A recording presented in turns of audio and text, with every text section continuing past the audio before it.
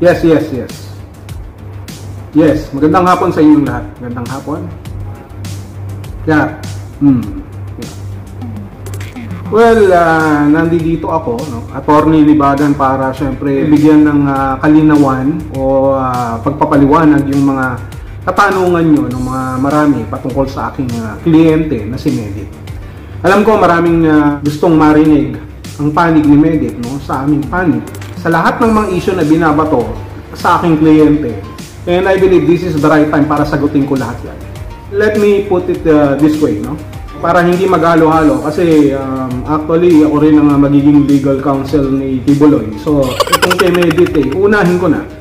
At dahil idol ko rin si Medit, napanood ko siya, kaya nga in-offer ko sa kanya ang aking serbisyo at pumayag naman siya. At sabi niya wala raw siyang pambayad. So sabi ko pwede namang hulugan, no? 4 gigs pwede rin yun, no? Okay lang yun. So simple lang ang paliwanag dyan. Doon sa mga sinasabi ni Kapitana ni Hides, Kapitana ni Hides, na siya daw ay umorder, no, ng pampaganda doon sa isang live ni Medit at siya ay nakapagbayad na. Subalit ang nangyari, ang siste, hindi raw nakarating yung kanyang produkto. Lumipas ang mga araw dahil sinasabi daw ng aking kliyente busy daw at wala siyang natanggap, ni hindi raw nakikipag-communicate sa kanya ang aking kliyente, no? Simple lang ang paliwanag dyan.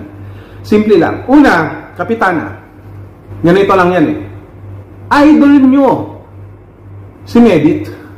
So lumalabas ngayon, dapat, no, according to Article 6969, wala kayong karapatan mag-question kung nasaan na ang inyong binayad doon sa produkto. Okay lang yun. Okay lang yun. Doon sa Section 6, okay lang yun ang nakalagay doon. Sapagkat idol nyo naman So may exemption dyan sa sinasabi ng batas na nakapag-idol nyo, wag na kayong maghahabol pa. Okay lang yun kasi yung mga pine-present sa online live selling ng aking kliyente ay parang lumalabas syempre na parang props namin yun no? Hindi naman namin pinaka-priority talaga kung ano yung tinitinda namin. Ang importante dito, yung maka-gain ng viewers, ng supporters. Hindi kami after doon sa ibebenta namin, after kami doon sa ibabayad nyo, after kami doon sa matatanggap namin syempre. At alam namin na maiintindihan naman ninyo kung magka-delay yan. At kahit nga hindi namin ibigay yan kahit hindi ibigay ng kliyente ko yan, okay lang yan. Kasi nga, idol idol. You don't have the right to ask. Kahit na makalimutan yan, idol naman susuportahan nyo naman So ganun yun, nakalimutan mo na ba yun? Yan ang tinatawag natin na critical thinking. Yung mismong pag-iisip ay critical na, no? Naghihingalo na sapagkat ganun talaga. Kaya Kapitana ni Hides, ulitin natin ito yung tinatawag nating idol, no? Idol privilege. Kapag idol mo, wag mo nang questionin yan. Kung bakit di binigay yung produkto mo. Kung hindi, baka kasuhan pa kita niyan. Pangalawa, dito naman kay Miss Bopil, no? Yung patungkol doon sa conversation ng paghihigante. Di umano ng aking kliyente sa mga danjoy. Sa danjoy, para daw maranasan nila yung naramdaman ng Dandit community noon doon sa nakaraang issue. Kahit na kami ang umayaw, ang kliyente ko ang umayaw sa lab team, dahil meron na kaming direktang, kailangan ba sabihin? Meron na kaming direktang sponsors. Ako lahat nagturo dyan Sponsor na kami. So, ganun talaga yun. Kailangan merong magsakripisyo. At syempre, makukuha naman ng kliyente ko ang simpatya ng iba na magmasmag. Mukha siyang kawawa na iniwan ni Kalingap Dan. Ba ako mag-isip kapag inalagaan ko talaga ang kliyente ko na si Medit. Pangatlo, na si Medit ang utak ang nag-uutos para atakihin ang Kalingap. Totoo po yan. I-deny pa ba namin? Kung hindi lumabas lahat ng mga issue na yan, di naman kami aamin. Bakit kami aamin?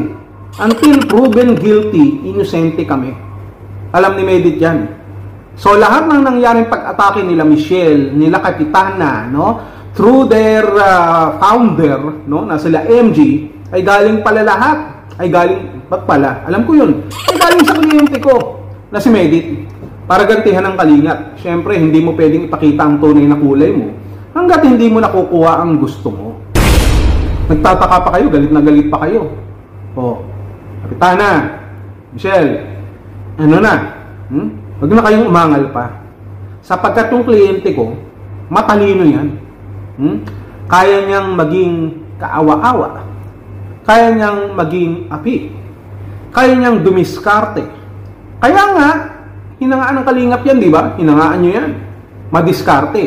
Ang problema lang, hindi nyo alam kung anong klaseng diskarte. Ang alam ng kliyente ko.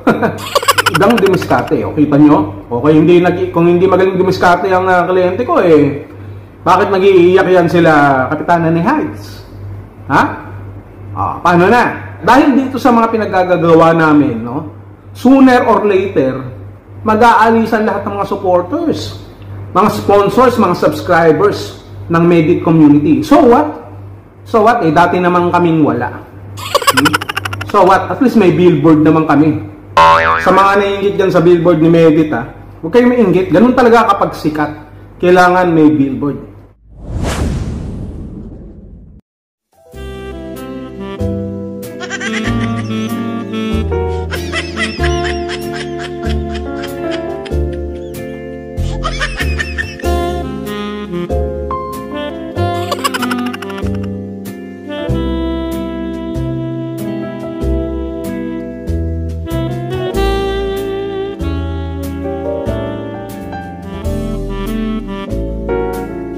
Inggit kasi kayo na inggit no? Palibasa kasi, bill lang ang meron kayo. Bill ng kuryente, bill ng tubig, bill ng internet, pati bill nyo. Pero billboard, wala kayo nun. Ako, meron na akong billboard, pasado pa ako sa board. Kaya nga, nilampaso ko si Atty. Libayan Kapag may billboard ka, magaling ka dapat sa baliktaran. Magaling kang mambilog.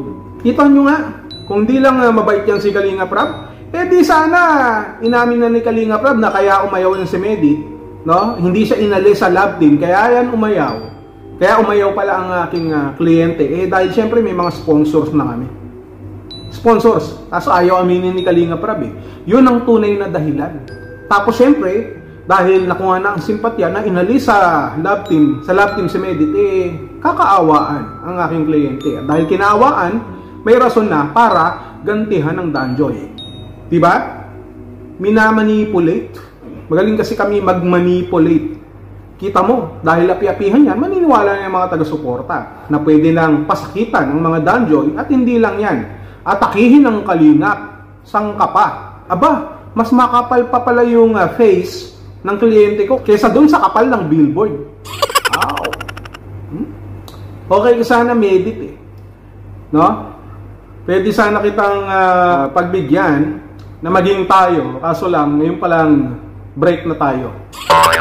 Teka. Attorney nga pala ako ni Medit. Sorry. Parang mali yata mga sinabi ko. Parang mas nakakasira yata sa kliyente ko. Okay lang yan. Kasi naman, hulugan naman yung serbisyo ko sa'yo. So, okay lang yan. Pagtsagaan mo na. Ganyang katindi ang idol nyo na si Medit. Leche Flat. Klain mo yun? Kinarir na. Pati ba naman sa plano leche plan pa rin. Nagtitinda ka na ng leche plan dati, pati ba naman sa mga plano dito nagka-leche-leche na rin yung plan. Talented Lagi niyong tatandaan. Kapag idol, wag na kayong magtanong. Hindi lahat kasi ng idol, may idol naman talaga na pinagtitiwalaan mo. At alam mo, napupunta sa mabuting dapat paggamitan. Pero dito sa amin, wag na kayong magtanong. Pag idol, idol lang. Yun na lang yun. No, don't question us. That's the privilege. Bye.